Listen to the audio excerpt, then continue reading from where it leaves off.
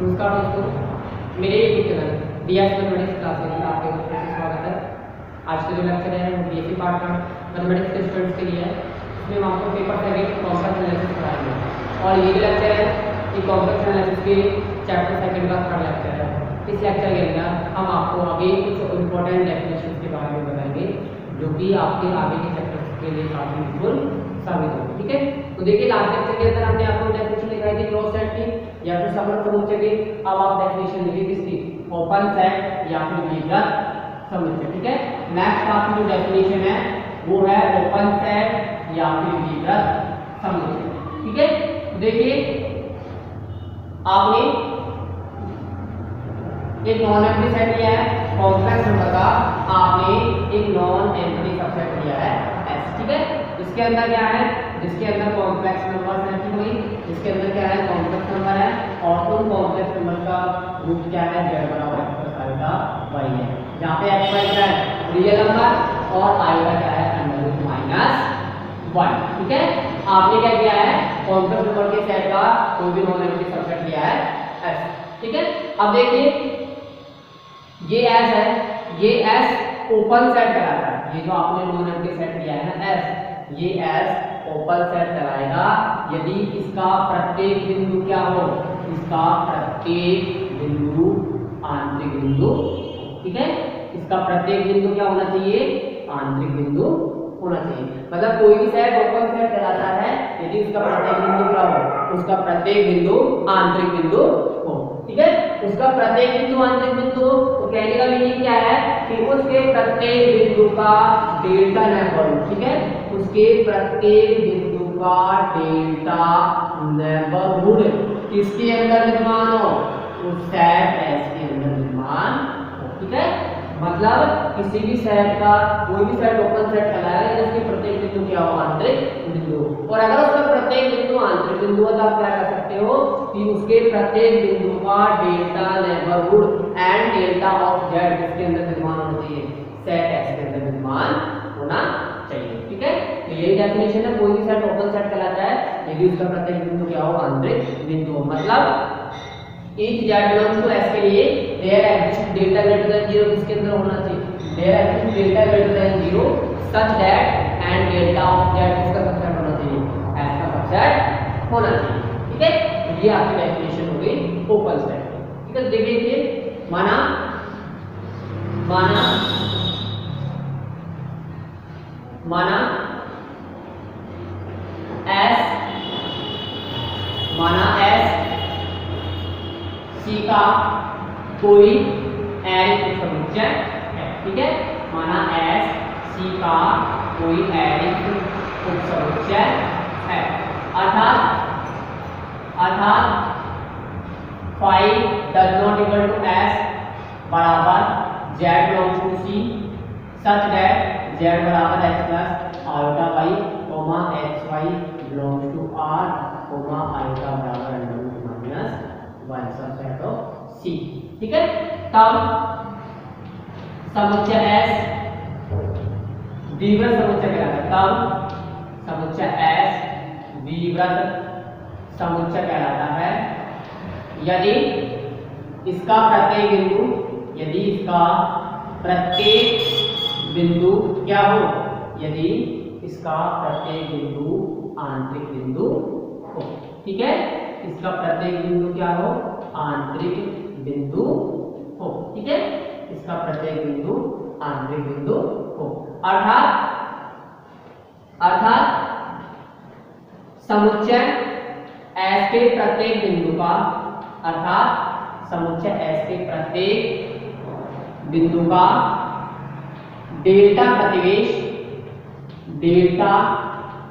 किसमें विद्यमान होना चाहिए, डेल्टा प्रतिवेश समुच्चय S में विद्यमान हो। ठीक है, डेल्टा प्रतिवेश किसमें विद्यमान हो, समुच्चय S में विद्यमान हो, अर्थात each z belongs to capital S there exists delta greater than 0 such that and delta of z subset किसका होना चाहिए, ये सबसेट होना चाहिए S का। ठीक है, ये किसका सबसेट होना चाहिए, S का सबसेट होना चाहिए।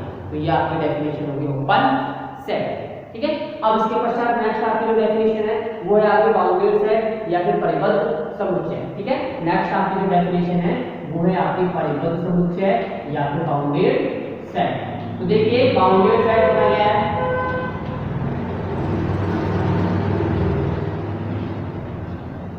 आपने अगेन क्या किया है, आपने अगेन सममित संख्याओं के समुच्चय सी का कोई भी समुच्चय किया है S, इसके अंदर क्या है कॉम्प्लेक्स नंबर है और उस कॉम्प्लेक्स नंबर का रूट क्या है x प्लस आर का y का रूट का है, जहां पे x और y क्या है रियल नंबर और i का मान क्या है -1।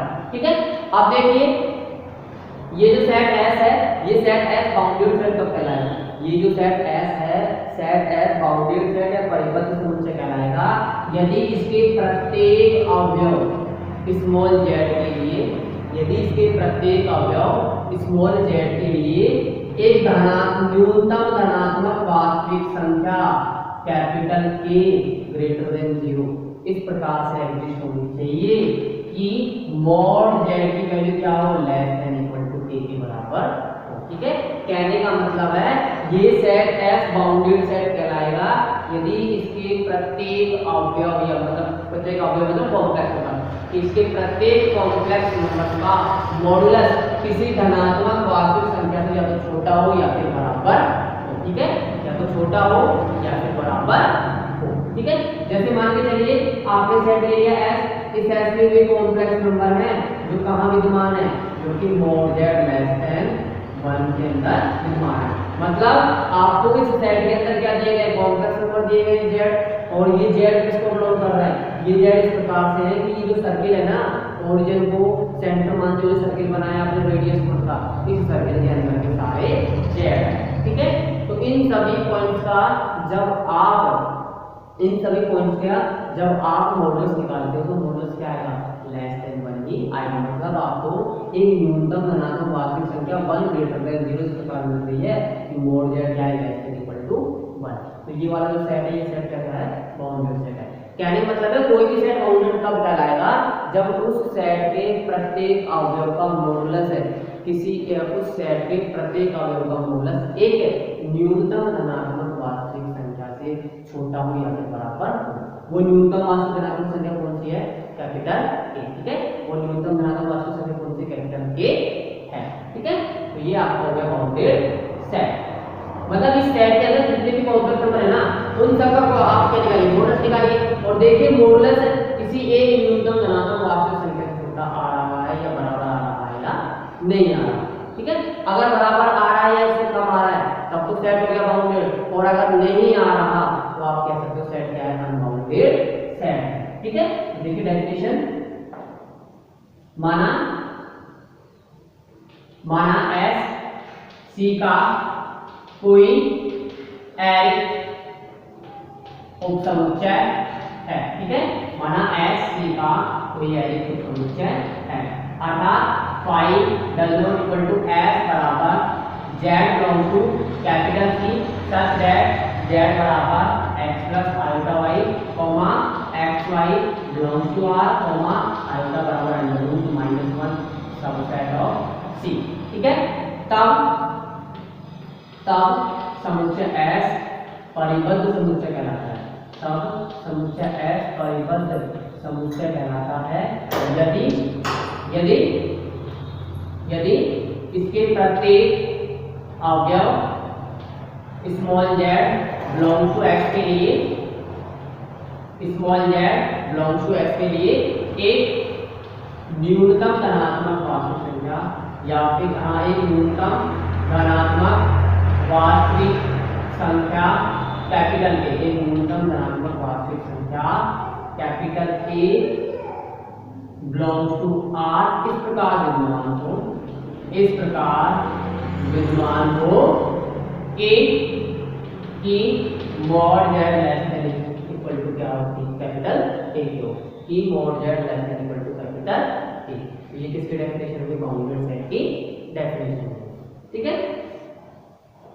अब उसके पश्चात आपके नेक्स्ट आता है कनेक्टेड सेट। ठीक है, नेक्स्ट आपके पास आता है, उसके बाद आता है नेक्स्ट आपका कनेक्टेड सेट या फिर संबद्ध समुच्चय।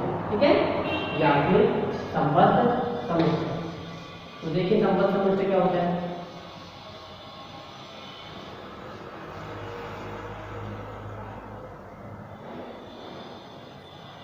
संबद्ध समुच्चय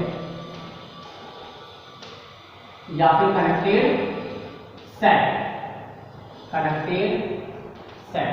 ठीक है, देखिए भाई आपने सी का कोई भी नॉन एम्प्टी सबसेट लिया S, ठीक है। अभी कोई आपको हर डेफिनेशन के तरीके मानना है कि सी का कोई भी नॉन एम्प्टी सबसेट लेना है S, ठीक है। अब इस S के आपने कोई भी दो पॉइंट लिए Z1 और Z, ठीक है। इस S के आपने कोई भी दो आर्बिट्रेरी पॉइंट लिए Z1 और Z, इन दोनों पॉइंट को आपने क्या किया, इन दोनों पॉइंटों को आपने सरल रेखाखंडों से जोड़ा, ठीक है। कहने का मतलब है ये आपने से ये पॉइंट Z1 ले लिया, ये पॉइंट आपने ले लिया Z2, ठीक है। इन दोनों पॉइंटों को आपने क्या किया, सरल रेखाखंडों से निर्मित एक वक्र से मिलाया, ठीक है। इन दोनों पॉइंटों को आपने क्या किया, सरल रेखाखंडों से निर्मित एक वक्र से मिलाया। अगर इन दोनों पॉइंटों को सरल रेखाखंडों से निर्मित वक्र से मिलाया जाए और वो वक्र भी किसके अंदर हो, मतलब उस वक्र के सभी बिंदु भी S के अंदर हो, तो वो S क्या कहलाता है, वो सेट S क्या कहलाता है, संबद्ध समुच्चय कहलाता है। दोबारा सुन लीजिए मैं कहना क्या चाह रहा हूँ, आपने सेट ऑफ कॉम्प्लेक्स नंबर का कोई भी नॉन एम्प्टी सबसेट लिया S, ठीक है, और इस S का आपने दो भी दो आर्बिट्रेरी लिए Z1 और Z2। अगर इसके किन्हीं भी दो पॉइंटों को सरल रेखाखंडों से निर्मित वक्र से मिलाया जाए, अगर इन दोनों पॉइंटों को सरल रेखाखंडों से निर्मित वक्र से मिलाया जाए और वो निर्मित वक्र किसके अंदर हो, वो निर्मित वक्र समुच्चय S के अंदर या उसके सभी बिंदु समुच्चय S के अंदर हो, तो ये समुच्चय क्या कहलाता है, संबद्ध समुच्चय कहलाता है, ठीक है। ये समुच्चय क्या कहलाता है, संबद्ध समुच्चय कहलाता है। और अगर जो समुच्चय संबद्ध नहीं है उन्हें हम क्या कहते हैं, उन्हें हम असंबद्ध समुच्चय कहते हैं, ठीक है। अगर किसी सेट S के लिए ऐसे दो पॉइंट लिए आपने Z1 और Z2, अगर आप उनको इन सरल रेखाखंडों से निर्मित वक्र से मिला पा रहे हो लेकिन उसमें सभी बिंदु S में नहीं आ रहे हैं, सभी बिंदु उसके S में नहीं आ रहे, तो आप कैसे कहोगे कि वो सेट क्या है, असंबद्ध समुच्चय है, या फिर कैसा सेट है, डिस्कनेक्टेड सेट है, ठीक है भाई। तो जो सेट कनेक्टेड नहीं होता उसको हम क्या बोलेंगे, डिस्कनेक्टेड सेट बोलेंगे।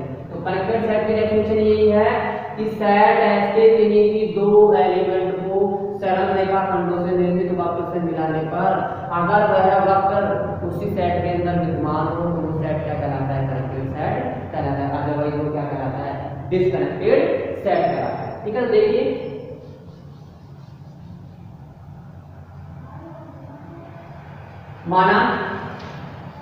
माना S C का कोई एरिक उपसमुच्चय, माना S C का कोई एरिक उपसमुच्चय है, ठीक है। तब समुच्चय S संबद्ध समुच्चय कहलाता है, तब समुच्चय S संबद्ध समुच्चय कहलाता है यदि समुच्चय S के किन्हीं भी दो बिंदुओं को, यदि समुच्चय S के किन्हीं भी दो बिंदुओं Z1, Z2 belongs to S को सरल रेखाखंडों से निर्मित, सरल रेखाखंडों के या सरल रेखाखंडों से निर्मित वक्र से मिलाने पर, निर्मित वक्र से मिलाने पर, निर्मित वक्र से मिलाने पर, सरल रेखाखंडों से निर्मित वक्र से मिलाने पर संपूर्ण वक्र किसके अंदर विद्यमान, संपूर्ण वक्र समुच्चय S के अंदर विद्यमान, ठीक है। संपूर्ण वक्र किसके अंदर विद्यमान, समुच्चय S के अंदर विद्यमान हो, तब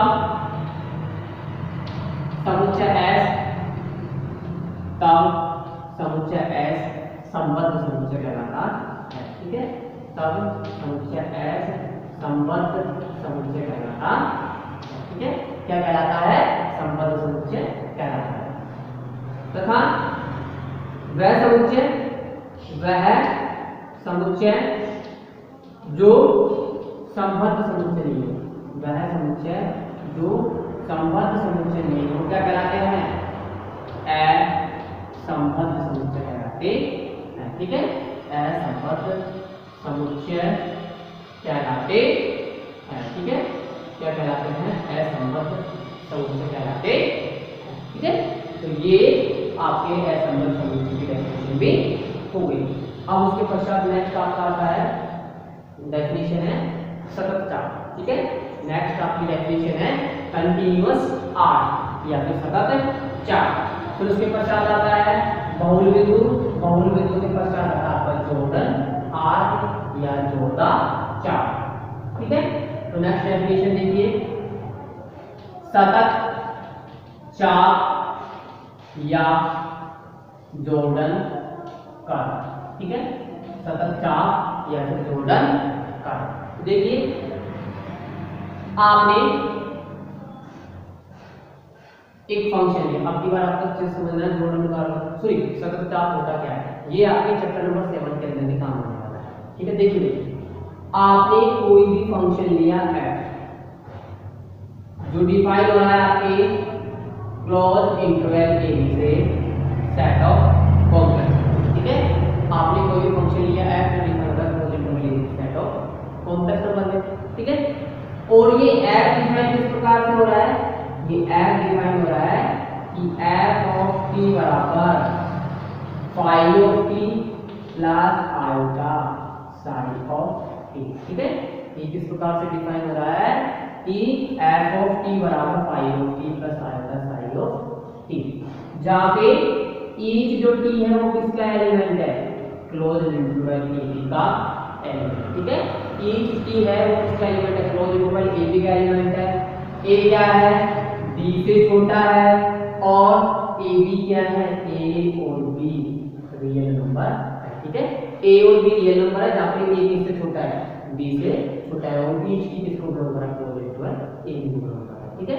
कहने मतलब है इस क्लोज इंटरवल a b से कोई भी संख्या ले आपने मान लीजिए t, उस t का मान आपको यहाँ पर मिलेगा f ऑफ t बराबर आपको यहाँ पे t का मान आपको तो क्या मिलेगा phi of t plus iota sine of t, ठीक है।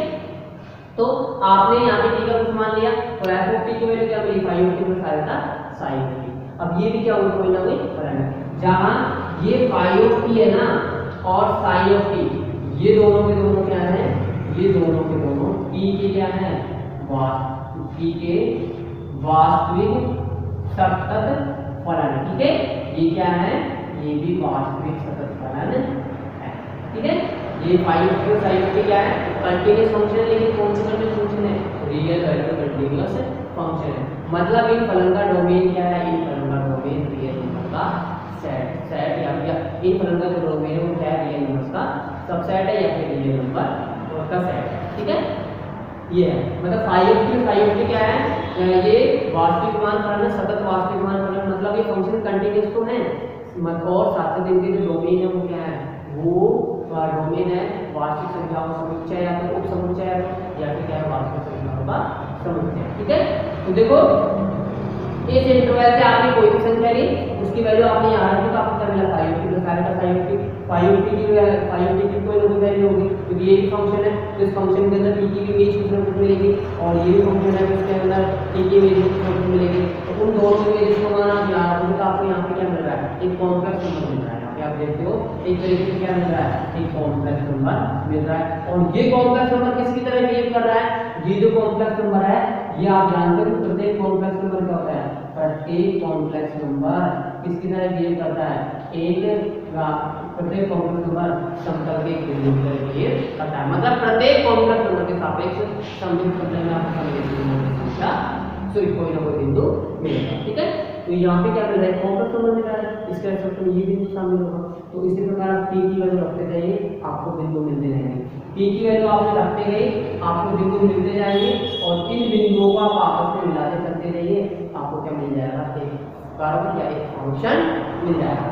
जैसे मान लीजिए मैंने t की कोई वैल्यू लिया है तो मुझे ये बिंदु मिल गया, t की कोई वैल्यू लिया है तो ये मिल गया, t की कोई वैल्यू लिया है तो f ऑफ t की वैल्यू ये मिल गई, f ऑफ t की वैल्यू हो गई तो आपको ये मिल गई। ऐसे ये वैल्यू मिलती चल जाएंगी और ये बिंदु मिलते चल जाएंगे, और इन बिंदुओं को आप क्या कर दो, इन बिंदुओं को आप जोड़ दो, तो आपको यहाँ पे क्या मिल रहा है, यहाँ पर एक फंक्शन मिल रहा है, एक कर्व मिल रहा है, ठीक है। तो ये जो फंक्शन है, ये फंक्शन किसको रिप्रेजेंट करता है, ये फंक्शन रिप्रेजेंट करता है कंटीन्यूअस आर्क या फिर सतत चाप को निरूपित करता है, ठीक है। जहाँ पे इसके जो प्रत्येक बिंदु को कोऑर्डिनेट क्या होगा, उसका कोऑर्डिनेट होगा phi of t, sigh of T, या फिर ये क्या होंगे, या फिर फॉर्मूले होंगे T of F of T. ठीक है, टी की आप कोई भी वैल्यू लो, टी की कोई भी वैल्यू लो, आपको एफ ऑफ टी की वैल्यू मिल जाएगी। लेकिन आप इसको इस प्रकार बहुत कम रूप में लिखो। ठीक है, आप हमेशा इस प्रकार लिखोगे कि जब भी आपको समवर्त अंतराल से कोई भी वैल्यू लेनी है तो आप कोई भी वैल्यू टी, उस टी की वैल्यू यहाँ रखो, एफ ऑफ टी किसके बराबर है, इसके बराबर। और ये क्या है, कॉम्प्लेक्स नंबर, ये कॉम्प्लेक्स नंबर किसकी तरह बिहेव कर रहा है, ये बिहेव कर रहा है एक पॉइंट की तरह समझ समतल में। तो इसको आपको इस प्रत्येक टी के सापेक्ष से मिल रहा है, एक पॉइंट मिल रहा है, तो टी की अनंत वैल्यू के सापेक्ष टी के अनंत पॉइंट आपको अनंत पॉइंट मिलेंगे। उन अनंत पॉइंट को आप यहाँ रिप्रेजेंट करो, यहाँ रिप्रेजेंट करते जाओ और फिर उन सभी पॉइंटों को आप मिला तो आपको क्या मिल जाएगा, एक फंक्शन मिल जाएगा, या एक कर्व मिल जाएगा, या एक चाप मिल जाएगा, जिसको आप क्या बोलोगे, कंटीन्यूअस, जिसको आप बोलोगे सतत चाप या कंटीन्यूअस आर्क। ठीक है, इसको आप क्या बोलोगे, सतत चाप या कंटीन्यूअस आर्क। ठीक है, तो ये किसकी डेफिनेशन होगी, ये आपकी सतत चाप की डेफिनेशन होगी। देखिए माना एफ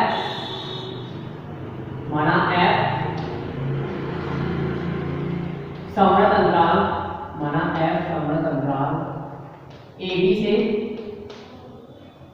सी में कोई फलन है। ठीक है, कोई फलन है जो निम्न प्रकार परिभाषित है, जो निम्न प्रकार परिभाषित है।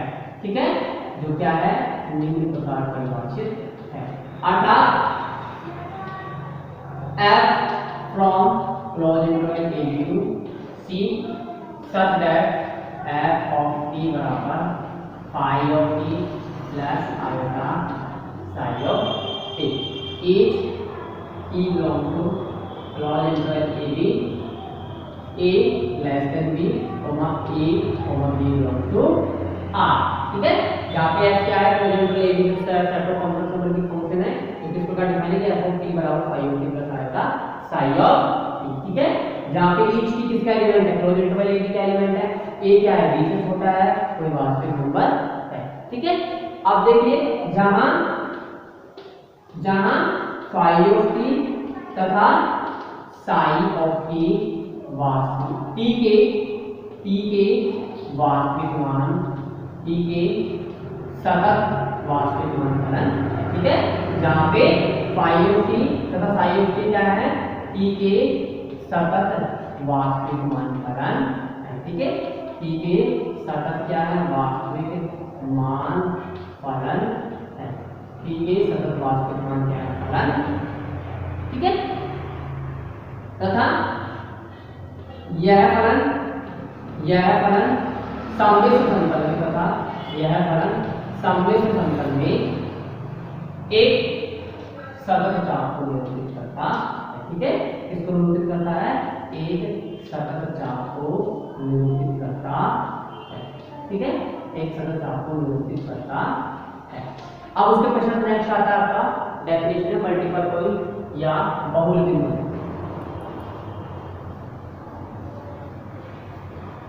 ठीक है, नेक्स्ट आपका पॉइंट आता है बहुल बिंदु या फिर मल्टीपल पॉइंट। ठीक है, बहुल बिंदु या फिर मल्टीपल पॉइंट। ठीक है, या फिर मल्टीपल पॉइंट। तो देखिए मल्टीपल पॉइंट होते क्या, आपने कोई भी सतत चाप लिया क्लोज इंटरवल a b से c में। ठीक है, जो कि किस प्रकार डिफाइन होगा, जो कि डिफाइन होगा आपके f ऑफ t बराबर phi of t plus iota psi of t। ठीक है, जहाँ पे each t क्या है, क्लोज इंटरवल a b का कोई एलिमेंट है, a क्या है, b से छोटा है, a और c क्या है, रियल नंबर है। ठीक है, यदि यह फलन t के एक से अधिक मान को ले, यदि यह फलन t के एक से अधिक मान को ले, t के एक से अधिक मानों के लिए, t के एक से अधिक मानों के लिए संतुष्ट, मतलब ये जो फलन है ना, ये फलन आपके t के एक से अधिक मानों के लिए अगर संतुष्ट हो रहा है तो ये फलन क्या कैसे कहलाता है, या ये सतत चाप क्या कहलाता है, ये सतत चाप बहुल बिंदु कहलाता है। ठीक है, ये फलन या ये सतत चाप क्या कहलाता है, बहुल बिंदु कहलाता है। यदि यह फलन या फिर यह सतत चाप के एक से अधिक मानों के लिए संतुष्ट हो रहा हो, तो यह सतत चाप क्या कहलाता है, बहुल बिंदु कहलाता है। ठीक है, क्या कहलाता है, सॉरी यह चाप बहुल बहुल यह चाप बहुल वक्र कहलाता है तथा यह बिंदु क्या कहलाता है, बहुल बिंदु कहलाता है। ठीक है, दोबारा देख लीजिए, आपने एफ कोई भी कंटीन्यूअस आर्क दिया या फिर एफ आपने कोई भी सतत चाप दिया जो क्लोज इंटरवल ABC में डिफाइन है, किस प्रकार से कि f of t बराबर phi of t plus iota psi of t, जहां पे each t किसका एलिमेंट है, क्लोज इंटरवल AB का एक से छोटा है b से, और p और b क्या है, रियल नंबर है। यदि यह सतत चाप या यह फलन t के एक से अधिक मानों के लिए संतुष्ट हो रहा हो, यह सतत चाप या यह फलन t के एक से अधिक मानों के लिए संतुष्ट हो रहा हो, तो ये जो फलन है, ये जो वक्र है, ये क्या कहलाता है, बहुल वक्र कहलाता है, और ये बिंदु क्या कहलाते हैं, बहुल बिंदु कहलाता है। ये सभी बिंदु क्या कहलाते हैं, बहुल बिंदु, तथा ये वक्र बहुल वक्र कहलाता है। ठीक है, देखिए नेक्स्ट डेफिनेशन, माना f क्लोज इंटरवल AB से C में एक सतत चाप है। ठीक है, एक सतत चाप है, अर्थात f from close interval AB to C such that f of t बराबर phi of t plus iota psi of t each small t belongs to close interval AB, a less than b, AB belongs to R। यदि यह समीकरण t के एक से अधिक मानों के लिए, t के एक से अधिक मानों के लिए संतुष्ट होते हैं, यदि यह समीकरण t के एक से अधिक मानों के लिए संतुष्ट होती है, तो यदि यह समीकरण t के एक से अधिक मानों के लिए संतुष्ट होती है, तो ये बिंदु बहुल बिंदु कहलाते। ठीक है, ये बिंदु क्या कहलाते हैं, बहुल बिंदु कहलाते हैं। ठीक है, क्या कहलाता है, ये बहुल बिंदु कहलाते हैं। ठीक है, तो ये आपकी मल्टीपल पॉइंट की डेफिनेशन हो गई। और अब नेक्स्ट आपकी है कौन सी, जॉर्डन कर्व या जॉर्डन आर्क, इसको जोरदार चाप या जोरदार वक्र बोल सकते हो। ठीक है, तो नेक्स्ट डेफिनेशन है आपकी जोरदार वक्र या जॉर्डन कर्व। ठीक है, या फिर जॉर्डन आर्क या जोरदार चाप। ठीक है, तो देखिए कोई भी आपने सतत वास्तविक मान फलन लिया है, आपने f जो भी मैंने क्लोज इंटरवल AB से C में। ठीक है, तो ये सतत वास्तविक मान फलन या ये सतत चाप आपका जोरदार चाप कहलाता है यदि यह क्या हो, यह बिना बहुल बिंदु का। ठीक है, मतलब इसके अंदर मल्टीपल पॉइंट विद्यमान नहीं है, यानी मतलब ये t के एक से अधिक मानों के लिए संतुष्ट नहीं होगी। ये समीकरण अगर t के एक से अधिक मानों के लिए संतुष्ट नहीं हो रही, तो आप क्या कर सकते हो कि ये जो सतत चाप है, ये सतत चाप क्या कहलाता है, जोरदार चाप कहलाता है। मतलब बिना बहुल बिंदु वाला सतत चाप जोरदार चाप कहलाता है। तो डेफिनेशन यही है इसकी कि बिना बहुल बिंदु वाला